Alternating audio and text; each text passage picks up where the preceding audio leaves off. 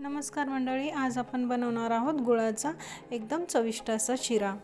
ही recipe सण किंवा एकदम आपल्याला पटकन गोड बनवण्यासाठी अगदी परफेक्ट आहे। शिरा बनवण्यासाठी मी 1 वाटी रवा घेतलेला आहे, छोटी वाटी आहे। आता आपण गॅसवर कढई ठेवून घेऊन कढई गरम झाली का त्यामध्ये रवा टाकून व्यवस्थित खरपूस भाजून घेऊया।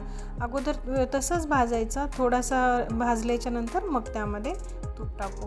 तोपर्यंत आपण गुळाचं पाणी तयार करून घेऊया। 1 वाटी रवा आहे तर मी 1च वाटी गूळ घेतलेला आहे, तुम्ही कमी जास्त करू शकता प्रमाण, आणि 2 वाट्या पाणी घेतलेलं आहे। आता हे आपण उकळून घेऊया। गूळ वितळतो ना पाणी गरम केल्यामुळे, म्हणून गरम करून घ्यायचं आहे। आणि आता तूप टाकून घेऊ रव्यामध्ये। व्यवस्थित छान खरपूस असं भाजून घेऊया। थोडा टाइम लागतो सिम गॅसवर रवा भाजायचा।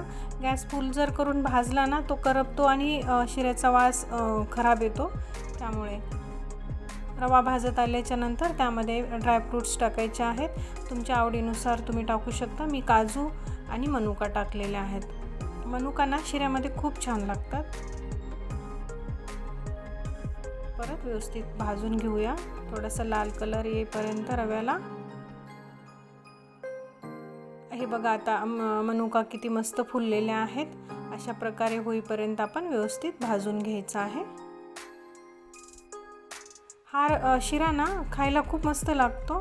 आता हे जे पाणी आहे ना ते आपण थोडं थोडं करून रव्यामध्ये टाकून घेऊया। एकदम नका टाकू, ते पाणी उडतं आणि रवा जो आहे ना हाताला म्हणजे उडून चटके बसायची शक्यता असते। त्याच्यामुळे थोडं थोडं करून टाका, आणि गॅस पण घाण होतो खूप। 2 वाट्या पाणी, 1 वाटी गूळ आणि 1 वाटी रवा, एकदम परफेक्ट असं प्रमाण आहे। छान मऊसूत असं शिरा होतो। थोडं थोडं करून मी टाकलेलं आहे, सर्व पाणी मी टाकलेलं आहे रव्यामध्ये।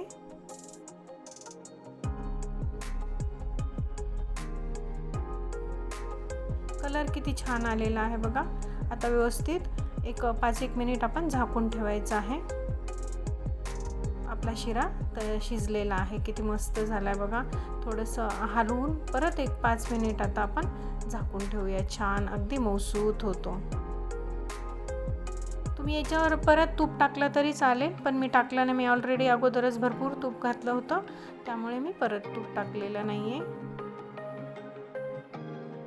आपला शिरा मस्त असा तयार झालेला आहे गुळाचा।